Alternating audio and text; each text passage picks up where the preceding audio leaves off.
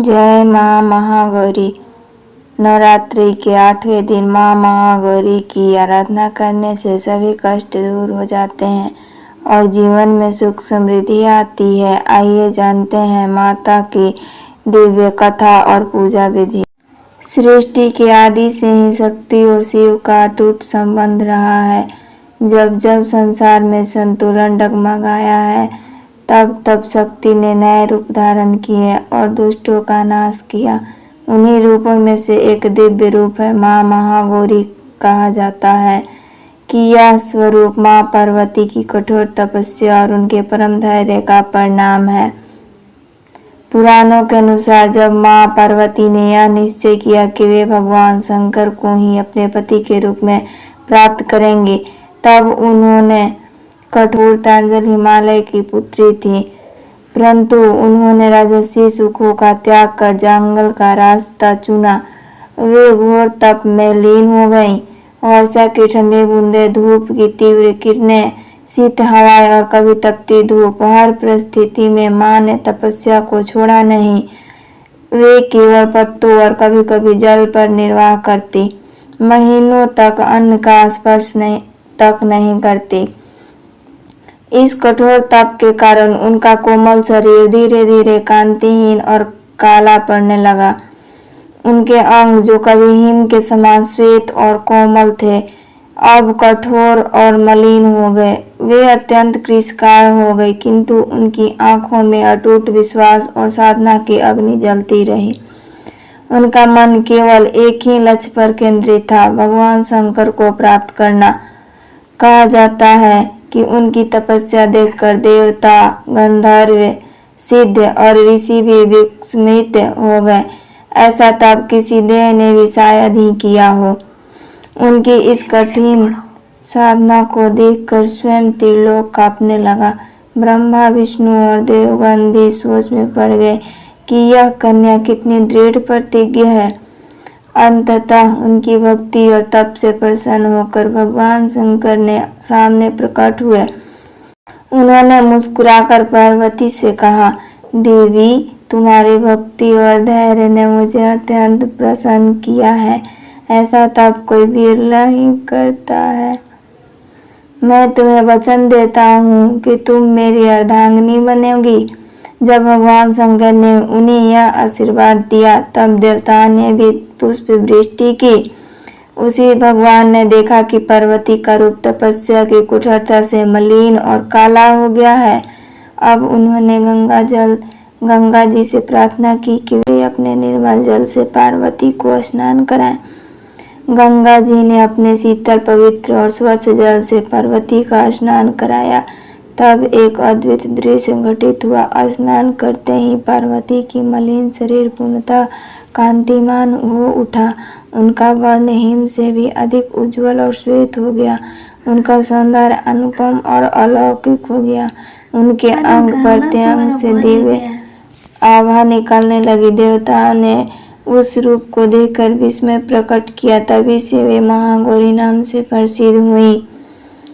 महागौरी का यह स्वरूप अत्यंत शांति और करुणा से पूर्ण है। उनके हाथों में त्रिशूल और डमरू रहता है। 2 हाथों में वे वरद और अभय मुद्रा में रहती हैं। वे सफेद वस्त्र धारण करती हैं और उनका वाहन बैल है। उनका सौम्य स्वरूप भक्तों के हृदय में श्रद्धा और भक्ति का संचार करता है।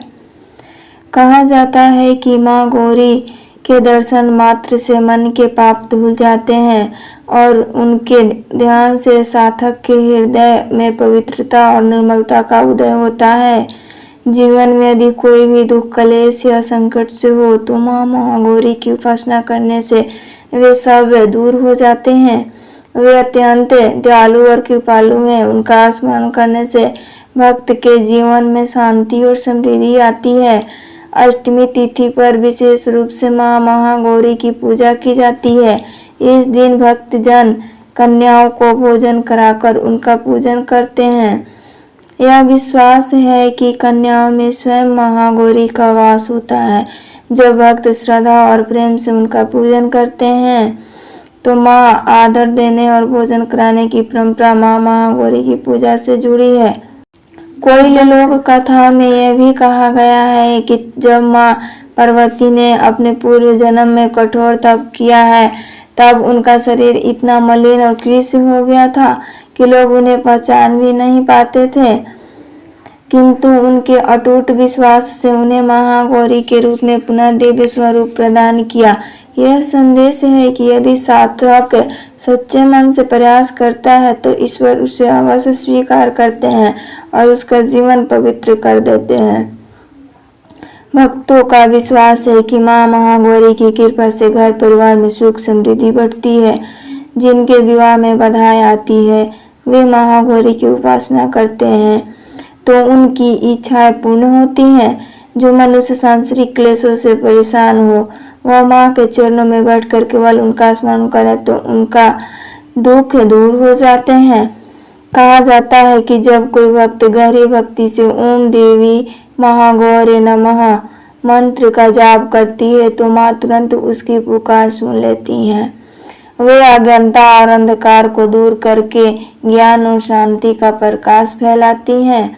महागौरी केवल तप की देवी नहीं है, वे धैर्य और पवित्रता की देवी है। उनका जीवन संदेश देता है कि मनुष्य को कितनी भी कठिन परिस्थितियां क्यों न हो, यदि धैर्य और विश्वास से डटा रहे तो अंततः सफलता और दिव्यता अवश्य मिलती है। माँ महागौरी के बारे में कई और लोक कथाएं भी प्रचलित हैं।